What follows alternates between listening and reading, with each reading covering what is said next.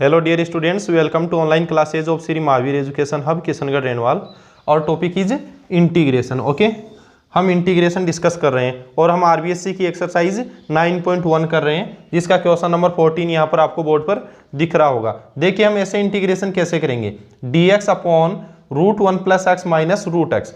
देखिए इंटीग्रेशन करने के लिए ये आपको जो दिया हुआ है ये डिनोमिनेटर पार्ट में है, ये हर में है, तो हम इसको सोल्व कर लेते हैं। पहले हम इंटीग्रेशन करने के लिए सबसे पहले हम इसको क्या कर लेते हैं, सिंप्लीफाई कर लेते हैं, देन उसका हम इंटीग्रेशन करेंगे। तो देखिए मैं सिंप्लीफाई करने के लिए इसको रेशनलाइज कर लेता हूँ, इसका परिमेयकरण कर लेता हूँ। यहाँ माइनस है ना, तो मैं इसको परिमेयकरण करने के लिए root 1 plus x plus root x से तो मल्टीप्लाई कर दूंगा और इसी से ही मैं डिवाइड कर दूंगा। अगर इसी से मल्टीप्लाई करें और इसी से डिवाइड करें तो कोई इफेक्ट भी नहीं पड़ेगा और हमारा सरलीकरण यहाँ पर सवाल का हो जाएगा। अब देख लीजिए इसका इंटीग्रेशन कैसे हम करते हैं। तो देख लीजिए आप लोग, यहाँ आपको दिख रहा होगा root 1 plus x plus root x आपके पास में अंश में रह गया और साथ में dx। नीचे आप यहाँ देख लीजिए a minus b into a plus b, formula होता है a minus b into a plus b का a square minus b square. तो a स्क्वायर में अगर करता हूँ तो रूट 1 प्लस एक्स का होल स्क्वायर होगा, तो ये रूट हट जाएगा भाई।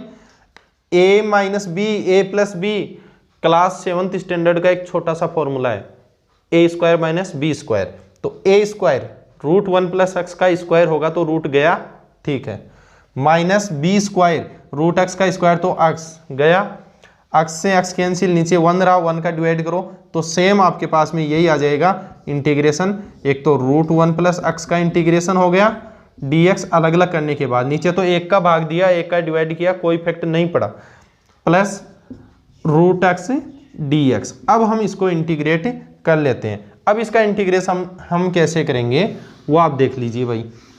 इसका इंटीग्रेशन हम कैसे करते हैं, 1 प्लस एक्स की पावर हाफ हो गई, रूट का मतलब इसकी पावर कितनी है यहाँ पर हाफ, ठीक है, इसकी पावर कितनी है हाफ, ओके, और रूट एक्स मतलब एक्स की पावर कितनी है हाफ। अब यहाँ फॉर्मूला आपके पास में कौन सा लगेगा, एक्स की पावर n वाला फॉर्मूला लग जाएगा। फॉर्मूला होता है एक्स की power n plus 1 upon n plus 1 plus c, ये आपका इसका इंटीग्रेशन का फॉर्मूला होता है। तो अब देख लीजिए बिल्कुल इजी, एक्स की पावर n कितना है 1/2, ठीक है, तो 1 plus x power 1/2 plus 1 upon 1/2 plus 1 plus, अब एक्स की जगह एक्स नहीं आप देखोगे क्या है, फिर से अवकलन करो, 1 का 0 प्लस एक्स का 1, 0 प्लस 1 1 आया, अचर है, डिवाइड करो, कोई फर्क नहीं पड़ेगा, 1 का डिवाइड करो वही आने वाला है।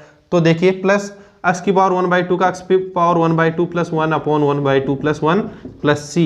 अब इसको सोल्व कर लेंगे तो ये तो हो गया 1 प्लस एक्स की पावर 3/2, 1/2 प्लस 1 3/2, नीचे भी 3/2, 3/2 नीचे होगा तो वो जस्ट अपोजिट होगा, रेसिप्रोकल होगा, तो 3/2 का रेसिप्रोकल क्या होगा 2/3, okay, plus x power 3/2 upon 3/2 तो वो बन जाएगा 2/3 प्लस सी, ये आपका आंसर हो गया। तो ऐसे हम इंटीग्रेशन कर लेते हैं, बहुत इजी इंटीग्रेशन आपके सामने है। नेक्स्ट हम क्वेश्चन कर लेते हैं, मैं आरबीएससी की बुक से आपको क्वेश्चन करवा रहा हूँ, ये सारे क्वेश्चन आपको सीबीएसई की बुक में भी मिल जाएंगे, सिमिलर क्वेश्चन है सारे, उसमें एक्सरसाइज 7.1 है, इधर एक्सरसाइज 9.1 है, बाकी कुछ भी डिफरेंस नहीं है, दोनों में क्वेश्चन है वो बिल्कुल सेम है, ठीक है। नेक्स्ट क्वेश्चन हमारा है tan square x minus cot square x का इंटीग्रेशन, बिल्कुल easy, tan square x minus cot square x dx। अब देख लीजिए कितना इजी इंटीग्रेशन यहाँ पर आपको दिया हुआ है, अलग अलग कीजिए, tan square x dx minus cot square x dx, okay, किया आपने अलग अलग करने के बाद tan स्क्वायर एक्स को मैं लिख सकता हूँ sec square x minus 1 dx, minus इसको मैं लिख सकता हूँ cosec square x minus 1 dx। कहाँ से लिखा आपको सबको पता होगा, मैंने ये सब कहाँ से लिखा, tan स्क्वायर एक्स का इंटीग्रेशन में पिछले वीडियो में आपको करवा चुका हूँ और कोट स्क्वायर एक्स का इंटीग्रेशन भी पिछले वीडियो में मैं आपको करवा चुका हूँ, वहां से आपको देखना है 1 plus tan square x equal sec square x होता है, उस आइडेंटिटी से हम 1 plus tan square x equal sec square x होता है, उस आइडेंटिटी से हम tan स्क्वायर एक्स की जगह सेक स्क्वायर एक्स माइनस 1 लिख सकते हैं। 1 plus coat square x equal cosec square x, तो कोट स्क्वायर एक्स इक्वल हो जाएगा कोसेक स्क्वायर एक्स माइनस 1, वो वाली आइडेंटिटी आपको यहाँ पर यूज लेनी है। पिछले वीडियो को, जस्ट पिछले वीडियो को आप इसके लिए देखिए, ये दोनों इंटीग्रेशन वहाँ पर किए हुए हैं। अब तो मुझे यहाँ पर इसको सिंप्लीफाई करना है, ठीक है। अब एक तो हो गया सेक स्क्वायर dx, हो गया सेक स्क्वायर एक्स dx, अलग अलग कर रहा हूँ मैं, सेपरेट कर रहा हूँ, minus 1 dx minus cosec square x dx, okay. Minus 1 dx। Okay, इसका इंटीग्रेशन होता है 10x। ओके, माइनस का 1 का हो गया x, इसका माइनस कोट x होता है तो minus into minus plus cot x, minus x plus c. तो मेरा आंसर हो जाएगा final 10x plus cot x minus x and minus x minus 2x plus c, ये मेरा फाइनल आंसर हो गया। ऐसे हम इंटीग्रेशन कर लेते हैं, बिल्कुल इजी इंटीग्रेशन आपके पास में है। अब देख लीजिए आप, नेक्स्ट हम क्वेश्चन करते हैं sine x upon 1 plus sine x. Okay, sine x upon 1 plus sign x का इंटीग्रेशन हम कर लेते हैं। नेक्स्ट क्वेश्चन है sine x upon 1 plus sign x का इंटीग्रेशन।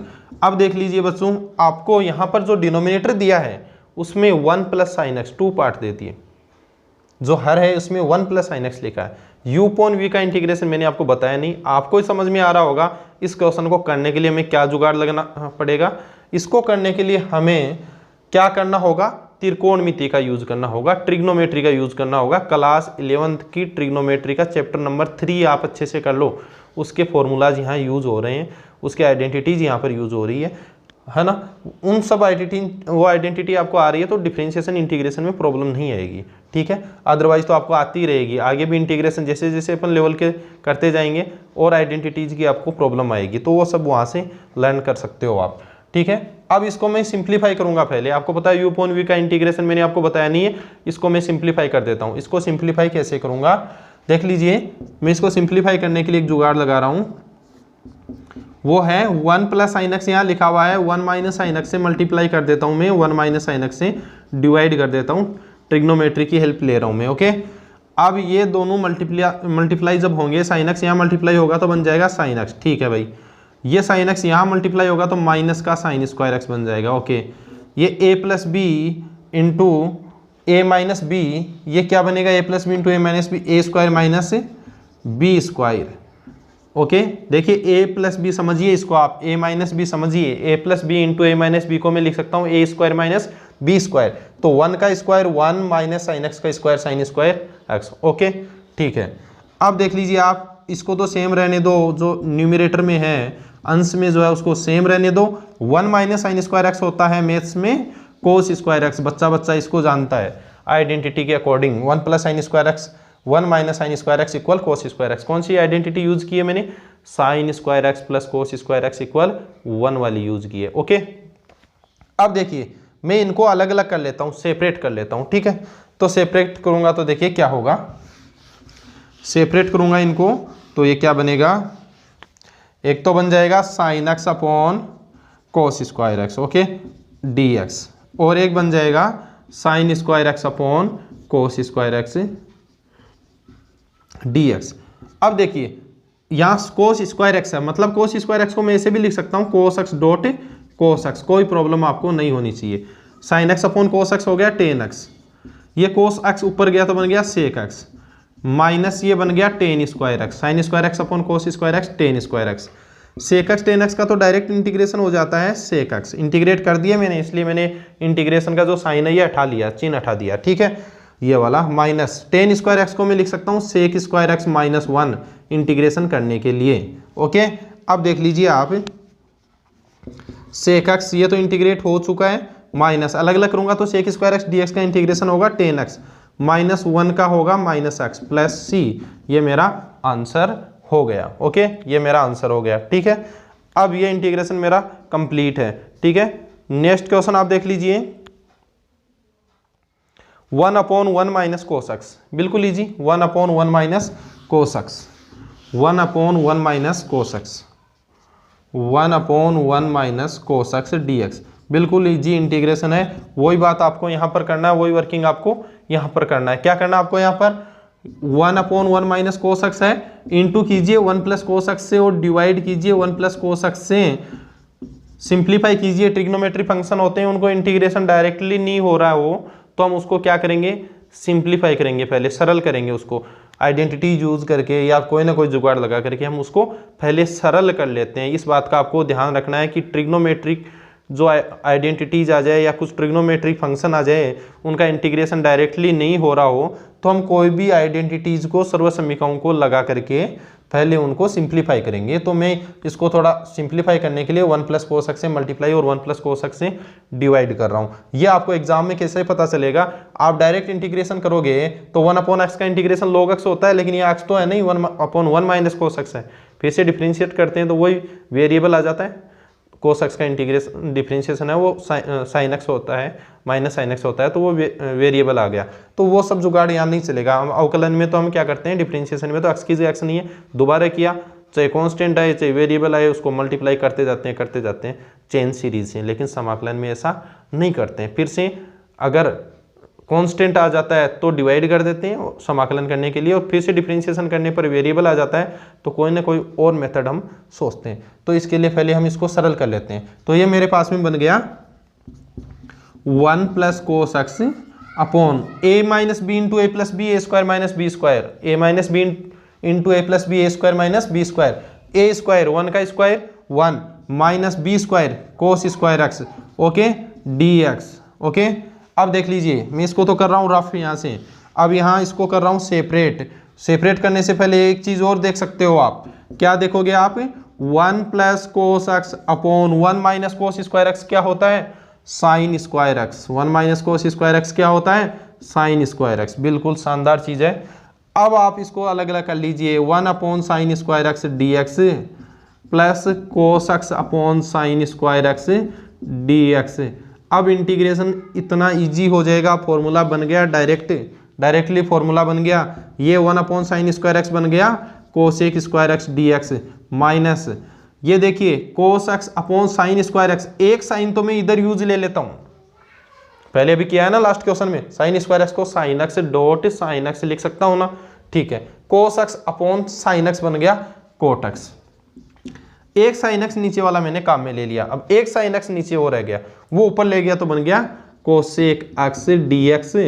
ठीक है भाई, cosec² x का integration minus cot x minus cosec x cot x का इंटीग्रेशन क्या हुआ, cosec x cot x का इंटीग्रेशन होता है minus cosec x, minus into minus plus cosec x plus c। ये मेरा आंसर हो गया। अब तो भाई कॉन्फिडेंस आया होगा थोड़ा सा इंटीग्रेशन में, थोड़ा सा लगता है क्या आपको कि मैं इंटीग्रेशन कर सकता हूँ, तो आप प्रैक्टिस कीजिए। और आरबीएससी वालों को तो और ज़्यादा कॉन्फिडेंस आना चाहिए, आपकी बुक से डायरेक्टली क्वेश्चन उठा करके मैं सॉल्व कर रहा हूँ। और सीबीएसई वालों को परेशान होने की ज़रूरत नहीं है भाई, सीबीएसई की बुक में एक्सरसाइज 7.1 में ढूंढ लेना, आपको सभी क्वेश्चन ये मिल जाएंगे। तो कहीं परेशान नहीं होने की, ये सीबीएसई आरबीएससी सीबीएसई आरबीएससी के जमेले में मत पड़ो। आपके दोनों के जो क्वेश्चन है वो सिमिलर हैं, लगभग कोई ज़्यादा डिफरेंस उनमें नहीं है। आप तो मैथ सोल्व करो, जो मैं बता रहा हूँ वो क्वेश्चन सोल्व कर लो, दोनों बुक आपकी ईजी वे में हो जाएगी। ठीक है, ओके।